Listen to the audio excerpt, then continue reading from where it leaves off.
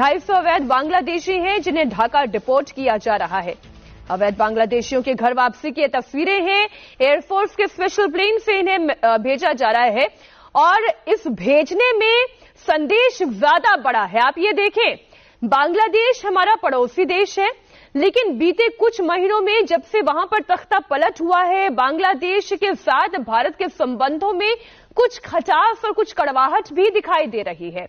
और इंडिया टीवीते एक चांचल्यकर संबाद बेरिয়েছে। गुजरातेर भादोदरा शहर থেকে 250 जन अवैध बांग्लादेशी मुस्लिम अनुप्रवेशकारीदेरके धरे गुजरात सरकार हाथ पा बेঁধে भारतीय विमान बाहिनी विमाने करे बांग्लादेशेर राजधानी ढाकाय फेले दिए एसेছে। बांग्लादेशेर स्थानीय संबाद माध्यम एर सत्यता स्वीकार करेছে। আমি অবৈধ বাংলাদেশি মুসলিম অনুপ্রবেশকারীদের নিয়ে অনেকগুলো ভিডিও আপলোড করেছি। আমার পূর্ববর্তী ভিডিওগুলো দেখে নিতে পারেন। নমস্কার, আপনারা শুনছেন উত্তরের কণ্ঠ। উত্তরের কণ্ঠ থেকে আমি প্রভাত বসাক, তুফানগঞ্জ, কোচবিহার। আসুন একটু পর্যালোচনায় আসি। অবৈধ বাংলাদেশি মুসলিম অনুপ্রবেশ ভারতের নিরাপত্তা ও অর্থনৈতিক ক্ষেত্রে বিশাল সমস্যা হয়ে দাঁড়িয়েছে। ভারতের ধর্মনিরপেক্ষ কিছু রাজনৈতিক দল ও ধর্মনিরপেক্ষ লোকেরা এই সমস্যাটি ঠিক উপলব্ধি করতে পারছেন না, তাই তারা সোচ্চার নন।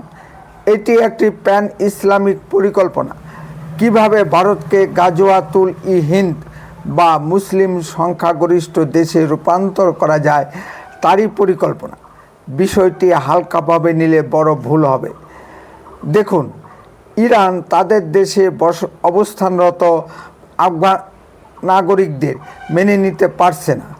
ইরান থেকে আফগান নাগরিকদের তাড়ানো হচ্ছে। উভয়ই কিন্তু মুসলিম দেশ, তবুও মেনে নিতে পারছে না। সৌদি আরব ও মালয়েশিয়া থেকে অবৈধ বাংলাদেশি মুসলিমদের তাড়ানো হচ্ছে। আজ তাকিয়ে দেখুন ফ্রান্স, জার্মানি ও গ্রেট ব্রিটেনের দিকে। যেখানে মুসলিমরা সংখ্যাগরিষ্ঠ হচ্ছে, সেখানেই তারা সাহেবদের ধরে ধরে পেটাচ্ছে, সাম্প্রদায়িক দাঙ্গা করে সামাজিক অস্থিরতা সৃষ্টি করছে। কোথাও বা সাহেবদের বাড়ি ঘরে আগুন লাগিয়ে দিচ্ছে। তাদের দাবি সারা পৃথিবীকে ইসলামে ধর্মান্তরিত করতে হবে। এই জন্য চাই জঙ্গি খিলাফত বা জঙ্গি আন্দোলন। বাংলাদেশের ইসলামী হুজুরদের বক্তব্যগুলো একটু শুনুন। তাদের কোনো গণতান্ত্রিক মূল্যবোধ নেই এবং বহুত্ববাদকে বিশ্বাস করে না। কোরআনে বা ইসলামে গণতন্ত্রের স্থান নেই, তাই কোনো মুসলিম দেশে গণতন্ত্র নেই, সেখানে ভোট হয় না, আছে শুধু মোল্লাতন্ত্র। বাংলাদেশের দিকে তাকালে বিষয়টি আরও পরিষ্কার হবে।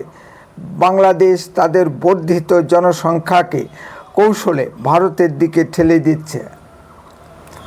বাংলাদেশের নাগরিকরা বিএসএফের গুলির পরোয়া না করেও ভারতে ঢোকার চেষ্টা করছে।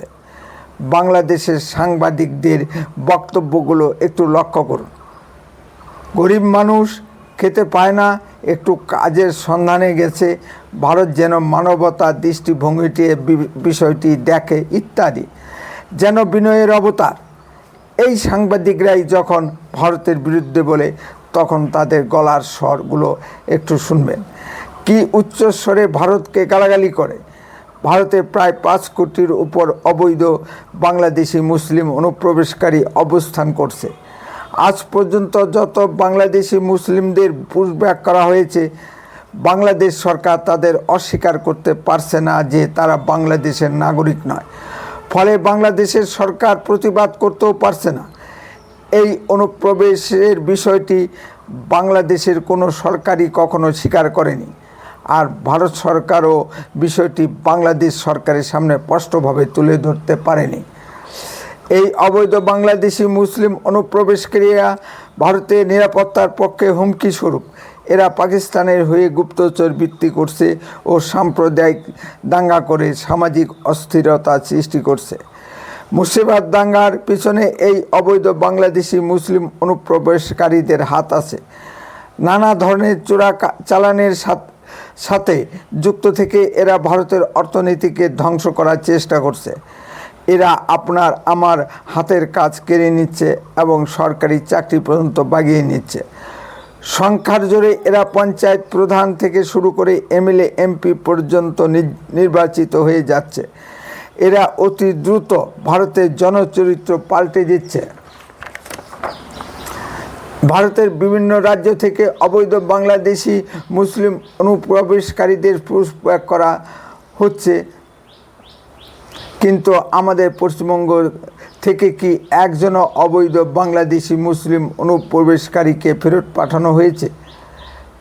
ফেরত পাঠানোর ক্ষেত্রে পশ্চিমবঙ্গের সরকার আবার শর্ত জুড়ে দিয়েছে, তাদের পারমিশন নিয়ে তবেই পুশব্যাক করা যাবে। অর্থাৎ পশ্চিমবঙ্গ সরকার কখনো চায় না যে অবৈধ বাংলাদেশি মুসলিম অনুপ্রবেশকারীদের ফেরত পাঠানো হোক, কারণ এরাই মমতা ব্যানার্জির ফিক্সড ভোট ব্যাংক। বিষয়টি নিয়ে ভারতের পার্লামেন্টে বিতর্ক হয়েছে। তৃণমূলের তরফ থেকে কোনো সঠিক উত্তর দেওয়া হয়নি। পার্লামেন্টে দাঁড়িয়ে মাননীয় স্বরাষ্ট্রমন্ত্রী অমিত শাহজি স্পষ্টভাবে উল্লেখ করেন যে ভারতের যত মুসলিম অনুপ্রবেশকারী ধরা পড়েছে তাদের সকলের পরিচয়পত্র পশ্চিমবঙ্গের দক্ষিণ 24 পরগনা জেলা থেকে ইস্যু করা। এরপরও মমতা ব্যানার্জি চুপ করে বসে আছে। অনেক টালবাহানার পরও 72টি সীমান্ত চৌকির জন্য পশ্চিমবঙ্গ সরকার বিএসএফকে জমি দেয়নি। এই ধরনের বিজাতীয় দেশবিরোধী গদ্দার সরকারকে পশ্চিমবঙ্গের ক্ষমতায় রাখার কোনো প্রয়োজন আছে কি? সুপ্রিয় দর্শক, এর উত্তর আপনাকেই আগামী দিনে ভোটের মাধ্যমে দিতে হবে। পশ্চিমবঙ্গ সরকারকে আগামী দিনে ঘাট ধরে বঙ্গোপসাগরে নিক্ষেপ করতে হবে। উত্তরে কণ্ঠ তাৎক্ষণিক কোনো খবরের চ্যানেল নয়, এডুকেশনাল ও ইনফরমেটিভ চ্যানেল। এই চ্যানেল খবরের ভিতর থেকে খবর বের করে আনে। উত্তরে কণ্ঠ সর্বদাই বাস্তব ও সত্য কথা বলে। এ ধরনের আরও ভিডিও পেতে দয়া করে এখনই চ্যানেলটিকে সাবস্ক্রাইব করুন, বেল আইকনে ক্লিক করুন, আপনার মূল্যবান মতামত কমেন্টে লিখুন। যদি ভিডিওটি ভালো লেগে থাকে তাহলে আপনি আপনার বন্ধু মহলে ভিডিওটি শেয়ার করুন, যাতে সকলেই দেখতে পারেন। উত্তরে কণ্ঠ দেশের কথা বলে, দশের কথা বলে। আপনারা চোখ রাখুন উত্তরে কণ্ঠের পর্দায়। বন্দে মাতরম, ভারত মাতা কি জয়। খুব শীঘ্রই ফিরে আসছি নতুন কোনো ভিডিও নিয়ে। সুস্থ থাকুন, ভালো থাকুন।